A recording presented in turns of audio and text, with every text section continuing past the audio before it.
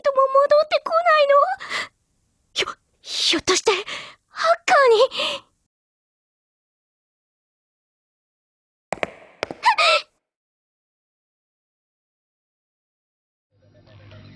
早く早く。ちょっと待って。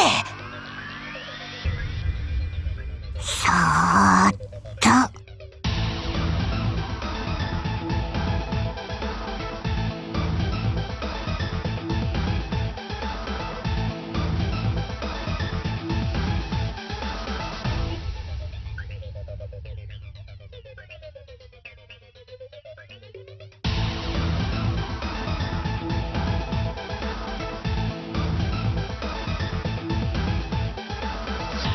Digimon, Namco Bandai's digital monster pets. Originally made as a Tamagotchi game marketed towards boys, since even though it was made for everybody, mostly girls back then played Tamagotchi. But despite being made as so, Digimon far surpassed Tamagotchi in every way, taking the world by storm and sending their predecessor into an unfortunate obscurity. And today, we'll be talking about the main face of Digimon, the tiny yellow dinosaur, Agumon.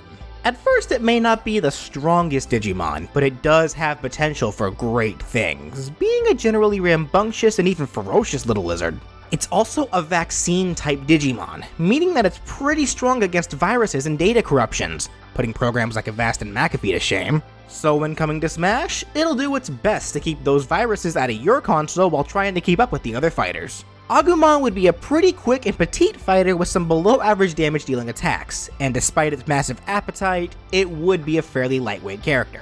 They would only have 2 jumps and no additional movement options.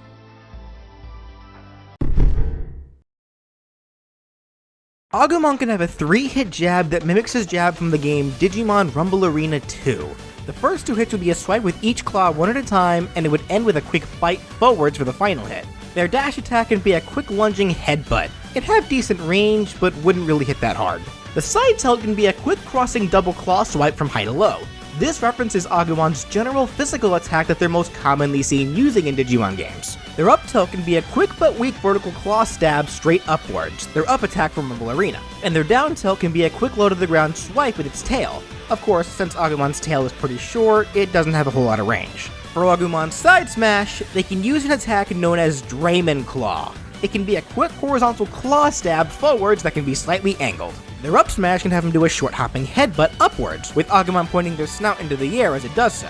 This move will slightly shift Agumon's hurt box upwards so it can avoid some lower attacks, but not that many. The down smash can have Agumon use an attack called Mega Napalm, a move from the DS Digimon games that causes a pillar of fire to erupt after its user shoots a fireball into the ground. Agumon would breathe fire straight into the ground and cause 2 fire pillars to shoot out upwards on both sides of itself at the same time. It wouldn't have a whole lot of horizontal range, but it would hit hard right at the beginning of the move. For its neutral aerial, it can do a quick kick with a single foot that it holds for a bit. Just like for other lingered neutral aerials like Mario or Yoshi's, this move comes out quick and is at its strongest during the first few frames, but it quickly weakens for the remaining duration of the move. The forward air can have Agumon do 2 quick kicks forwards one at a time, with the first kick causing small flinching damage and the second kick being what launches foes.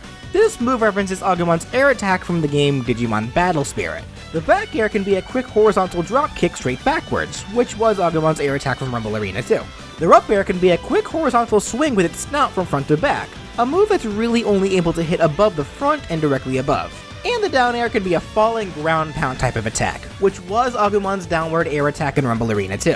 It'll fall straight down until it hits the ground, but the attack will cancel after a bit if it goes on for too long before hitting the ground, allowing Agumon to recover if need be. That said, unlike most, this down air is not able to spike opponents. It will always launch them at an upwards angle if it connects.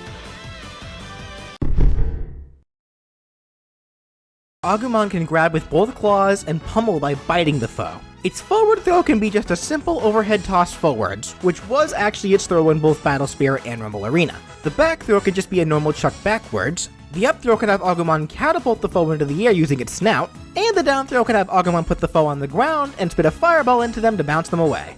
These throws are all generally pretty weak, not dealing a whole lot of damage and don't send foes all that far, but that could allow for some nifty follow-up combos if you so wish.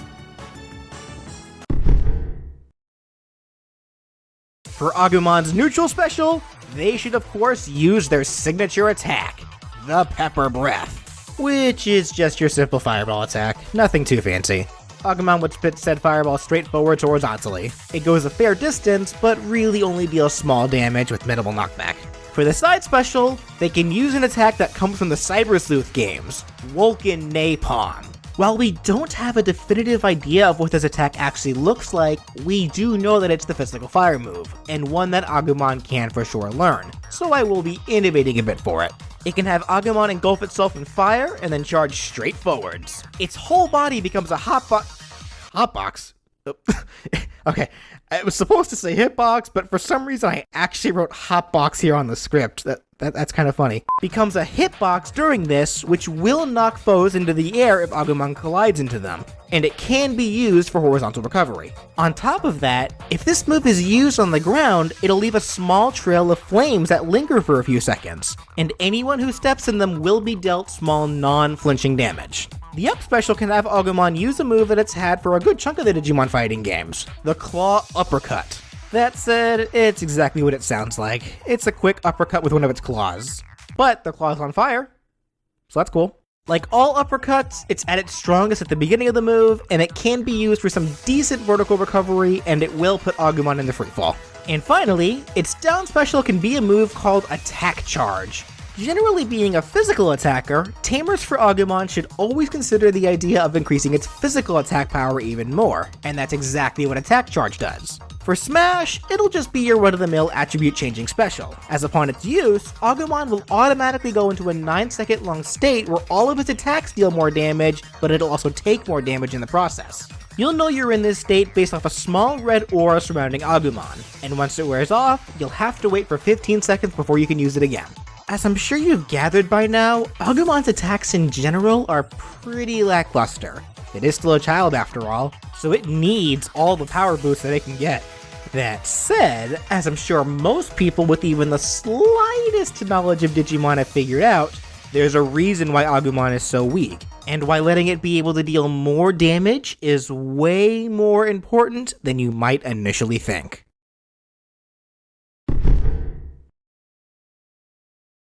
For Agumon's gimmick, I'm going to be taking some inspiration from its original Tamagotchi-based roots. Agumon is able to grow stronger, and how do you make it stronger? By taking care of it and training it. Though don't worry, you won't need to do things like feed it or clean up after it or anything. For Smash, the way to train it is to have it fight, of course. All accumulated damage that Agumon deals will be added to a meter, and once Agumon deals a total of 20% of damage, it will Digivolve.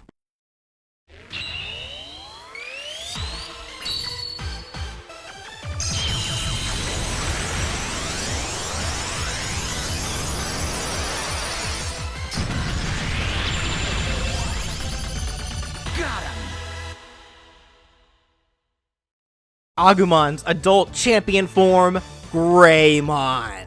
Now, as Greymon, of course, your digital pet is now much better than it was before. It becomes a little larger, now becoming a pretty heavy character, and all of its attacks now have better reach and deal more damage and knockback, but some of its moves are a tad bit slower and do have some end lag. I should mention that Greymon will be treated as a type of semi-clone to Agumon.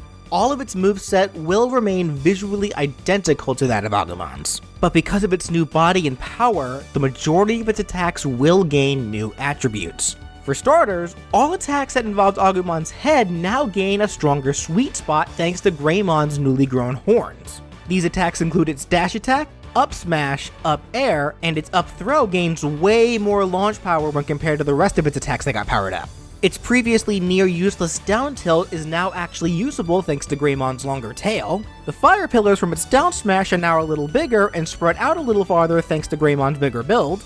And their down air now actually has the ability to spike if it connects at the beginning of the move thanks to Greymon's weight. In terms of its special attacks, their up and down special remain the same for the most part, aside from the up special being able to go a little bit higher thanks to its taller body. Their neutral special, however, is no longer Agumon's signature Pepper Breath, but instead, Greymon's signature move, the Nova Flame. It mechanically works just like Pepper Breath, being a fireball that shoots horizontally, but now said fireball is much bigger, dealing a lot more damage and knockback. It still flies around the same speed though. And as for the side special, I failed to mention this prior, but in Cyber Sleuth, all non-signature offensive attacks are actually split up into tiers based on their power. Agumon would be using Woken Napalm 1 specifically, whereas Greymon would instead be using Woken Napalm 2. It still works the same, but of course it's more powerful, and has a better chance to hit thanks to Greymon's bigger body. And on top of that, the fire trail left behind would last a little bit longer thanks to the much hotter flames that a Greymon emits. Greymon, of course, is a much needed upgrade to the still developing Agumon. However, there's always room for improvement, even for champion level Digimon. So while Greymon, if you're able to deal an accumulated 40% of damage, not including the 20% that was needed to become Greymon, then once again, the miracle of Digivolution will occur.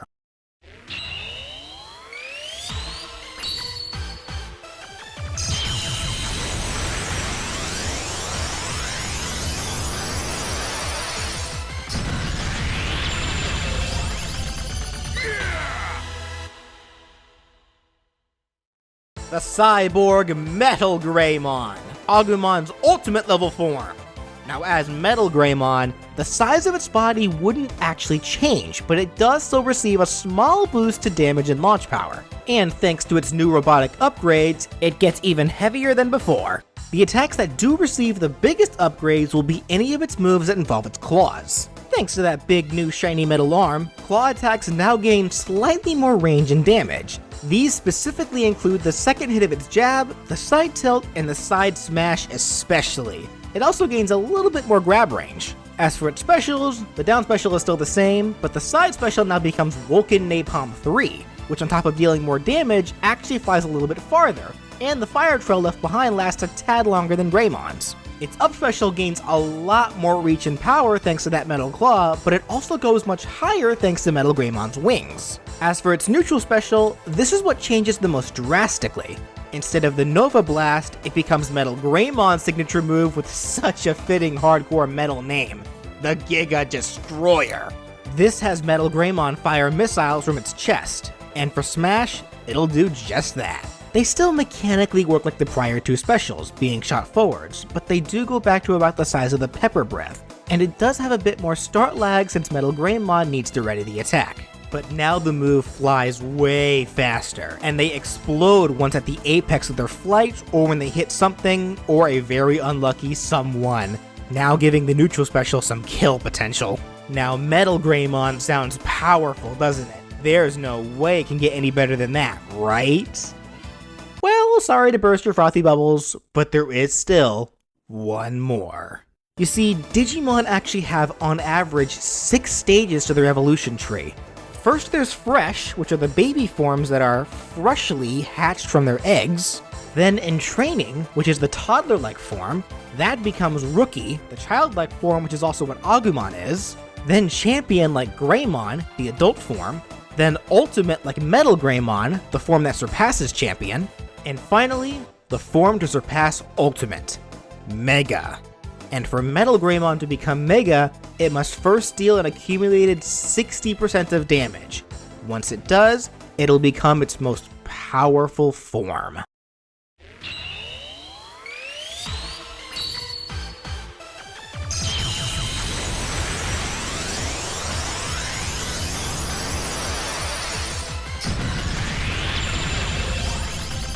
Fantastic! Wargreymon, the peak of Agumon's standalone power. This is what you'll be awarded with if you're able to get a total of 120% of accumulated damage between all of the forms in one stock. Now as Wargreymon, it actually loses some weight compared to Metal Greymon, becoming an above average mid-weight character. It still only has 2 jumps, but it does gain the ability to wall jump.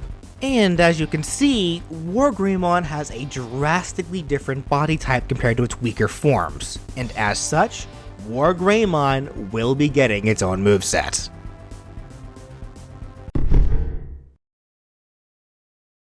Wargreymon can have a 3-hit jab that also mimics its jab from Digimon Rumble Arena 2, with the first 2 hits being horizontal claw swipes, just like Agumon's, but its 3rd hit can be an overhead vertical claw swing from back to front for the final hit. Its dash attack can be kind of a nerfed version of one of its signature attacks, the Great Tornado. It'll have Wargreymon fly forwards a little bit while spinning its whole body horizontally, a move that hits multiple times before launching with the final hit, very much like Koron's dash attack in Smash. Its side tilt can be a forwards cross chop, an attack that it used in the game Digimon All-Star Rumble. Its up tilt can be a quick stabbing uppercut, an attack that we saw it use in Battle Spirit. The down tilt can be a quick low to the ground kick that can pop foes into the air, a move it had in Rumble Arena 2. Its side smash can still be the Greymon call like its predecessors, a straightforward claw stab. But of course, now it's much more powerful.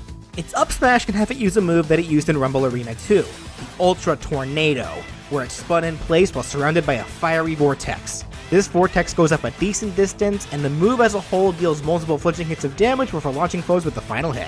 Its down smash also got an upgrade, from the Mega Napalm into the Volcano Napalm. It's still the same attack, but now the fire pillars are at their largest. Its neutral air, like its prior forms, could also be a lingering kick that's held in place for a bit, which was a move that it had in Rumble Arena. Its forward air can be its basic attack from Cyber Sleuth, which was a vertical claw swing from high to low.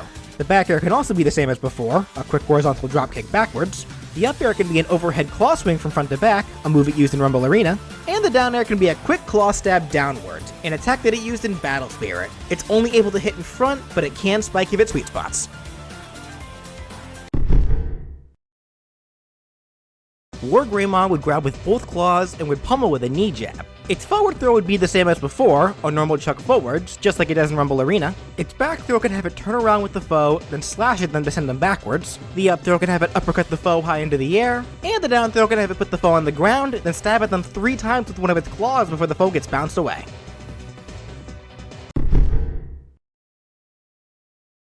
For Wargreymon's neutral special, it could use the first of its powerful signature moves, the Terra Force. Though it would be a much smaller version of it. Seriously, look at this thing! That's more Final Smash levels! And it could be one, but I have another idea in mind for the Final Smash, but I'm gonna get ahead of myself. Anyways, it would work kinda like how it does in Rumble Arena, with Wargreymon throwing a fiery ball of energy straight forwards while on the ground, and diagonally downwards if it uses it in the air. Despite being smaller than normal, the Terra Force is still somewhat large compared to most projectiles in Smash, and it also moves rather slowly. But despite its speed, it lasts for about 6 seconds before disappearing automatically. However, if anything hits it, whether that's the stage, item, projectile, or foe, it explodes, dealing big damage and knockback and even having high KO potential. A move like this would be a scary pressure tool, giving the Wargreymon player a scary amount of stage control. Wargreymon, by the way, is able to move around after throwing the Terra Force while it's still active, but it cannot throw another one until the prior one is gone. The side special would once again be Woken Napalm 3, and it would almost be the same as the version of Metal Greymon's, with the only difference being that Wargreymon's flies a little bit farther and the fire trail deals a bit more damage. Wargreymon's up special can be its other signature move, which I mentioned briefly for its dash attack, the Great Tornado. It'll have Wargreymon quickly fly into any straight cardinal direction while spinning like a drill. It goes pretty far, and any foe hit by it will be dealt a lot of multiple flinching hits of damage, possibly even being dragged along with the move before being launched at the end of the move. This attack will put Wargreymon into freefall. And for the down special, finally, it'll get a bit of an upgrade, turning from the attack charge skill into the attack charge field skill. It does still work just like the attack charge, where it'll increase the amount of damage that Wargreymon deals and takes for 9 seconds, but now it can also affect allies. Attack charge and Cyber Sleuth can only be used on one ally at a time, but attack charge field will raise the attack of the whole party. So for Smash, when Wargreymon uses the special, any nearby ally during a team battle will also receive its effects. So with that said, this is only an upgrade that affects team battles, and free-for-alls or one-on-ones, it's still pretty much the same. But regardless, Wargreymon lives up to its name as a digital monster. But it's actually not as scary as you'd think it is. There is a bit more to talk about regarding the Digivolution gimmick, so let me go ahead and get back to that.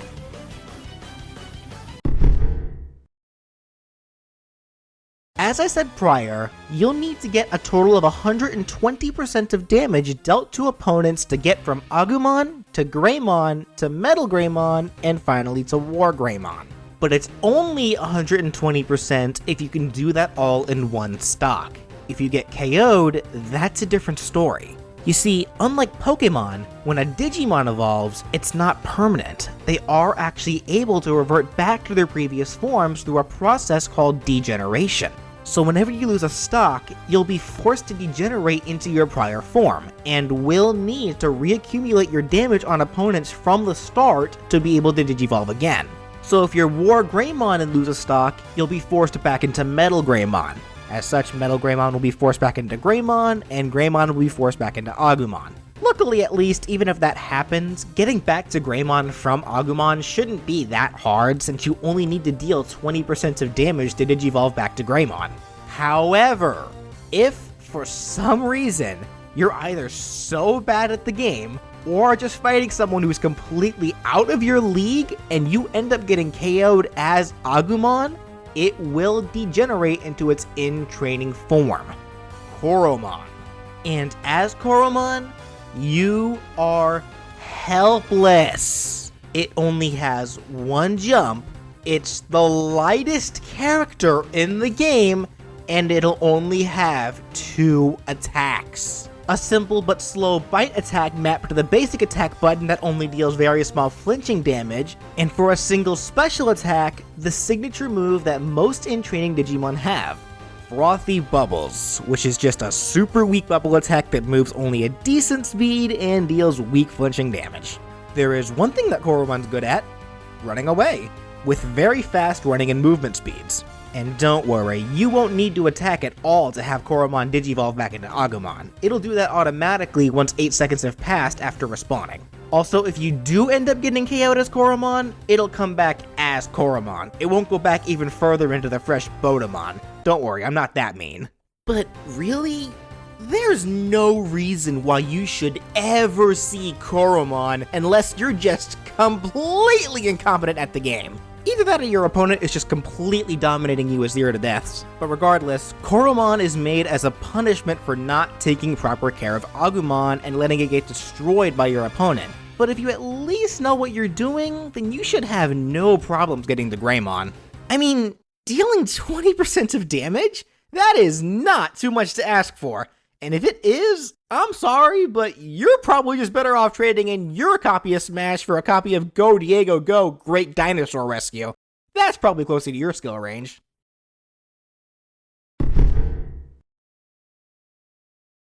Agumon, Greymon, Metal Greymon, and even Koromon will all have the same final smash, Warp Digivolution.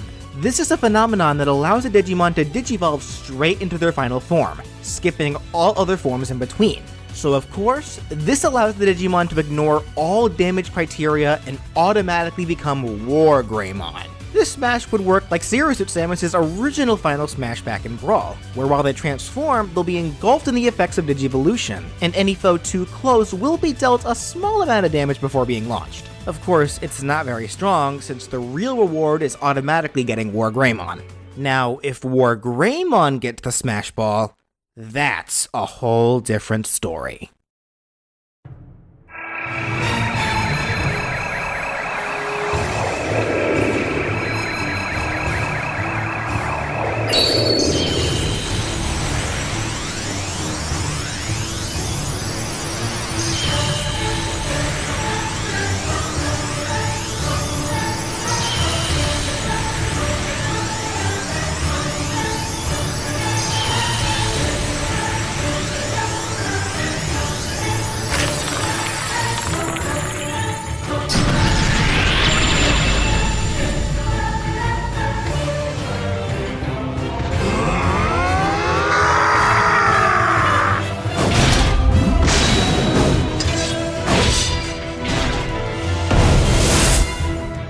Wargreymon would gain some assistance from its fellow Mega-level Digimon, Metal Garurumon, and they'd fuse together to become the powerful Royal Knight, Omnimon.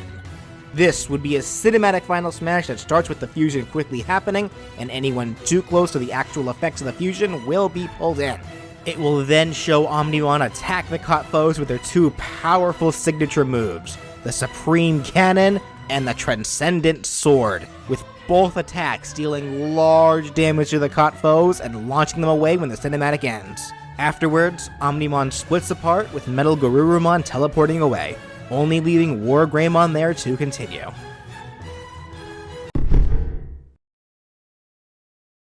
For colors, the default shows all of the Digimon in their classic yellow and orange appearances. For the first alt, this can make reference to the virus version of the Agumon line, turning Agumon and Wargreymon black and Greymon and Metal Greymon blue. Koromon can also be black in reference to the fresh form Botamon. This could also be the only final smash that would actually change Omnimon's colors, turning it into Omnimon's Wart, which is the fusion between black Wargreymon and black Metal Garurumon. The next can make the line white, with Agumon referencing Snow Agumon, Metal Greymon can reference Skull Greymon, and Wargreymon can reference Chaos Black Wargreymon. The next can just make the whole line pink, which references the alternate color for Agumon and Battle Spirit. Then here we have the whole line in green colors, then light blue colors, then purple colors, and finally they can all have colors that reference the second Greymon line, with Agumon's colors being slightly lightened while it wears red handbands. Greymon's colors could match Geo Greymon, Metal Greymon can have the colors of Rise Greymon, and Wargreymon can have the colors of Shine Greymon. For the stage intro, you'd always start the match as Agumon, of course, and it would show them appearing from a digital pixelated portal, as if they're being brought into the real world from the digital one. For taunts, the first set can show all the forms doing simple roars forwards, standard for dinosaurs. The next can have all of them randomly transform into their pixelated dot forms, then do a happy animation before transforming back. And the final, and probably the grossest one, will have the Digimon poop on the stage. Yep. Digimon poop. And when they do, you gotta clean it up after them. Well, Wargreymon won't have this taunt, cause for some reason Mega Digimon don't need to use the restroom. So instead, it would just raise its arms up into the air and chuckle. It's happy animation from Digimon World Next Order that it did to let you know that you were taking good care of it. And since you did well enough to get Wargreymon at all, I'd say you were taking pretty good care of it, wouldn't you? Koromon wouldn't get any taunts, by the way, cause you don't deserve to taunt if you were bad enough to let yourself become Koromon. And finally, for victory animations, starting with Agumon, its first would have it do a backflip, then raise its arms into the air triumphantly. Its victory animation from Digimon World 3. Its next will have it jump up and down, then pose. Its victory pose from Digimon All-Star Rumble. And its final can have it just shoot some weak fireballs into the air, then pose. For Greymon, its first can have it flexing its arms while laughing, its victory animation from Digimon World 3. Its next can have Greymon wipe its feet, wipe its hands together, and then pose with its hands on its hips. Its victory pose from Rumble Arena 2. And its last can have it breathe fire into the air, then pose. For Metal Greymon, its first can have it simply roar into the sky, its victory pose from Digimon Cyber Sleuth. Its next can have it slam its claw into the ground, then roar forwards. The slamming claw references its attack from Digimon World 3, and the roar forwards is its victory pose from the same game. And its third can have it shoot some missiles into the air, then pose. And finally, for Wargreymons, its first will have it roar into the sky while its body vibrates, its Cyber Sleuth victory pose. The next will have it do 2 quick claw swipes, then hold its arms into the air, its Rumble Arena 2 victory pose. And finally, its last victory animation can have Wargreymon swipe its claws across the ground to create fire pillars that rise up from where its claws were, then poses. Koromon, by the way, won't get any victory animations either, but if you do somehow win a match as Koromon, it'll just default to one of Agumon's victory animations. And that does it for What If Agumon Was in Smash? I love Digimon. I've been playing its games and watching its shows since I was a little kid, and I would love for a Digimon to be the second Namco Bandai rep after Pac-Man. But I know that there's probably other Namco characters that have a better shot. That's alright though. I know I'll be happy with whoever else makes it into Smash, whether that's Ultimate or a future game.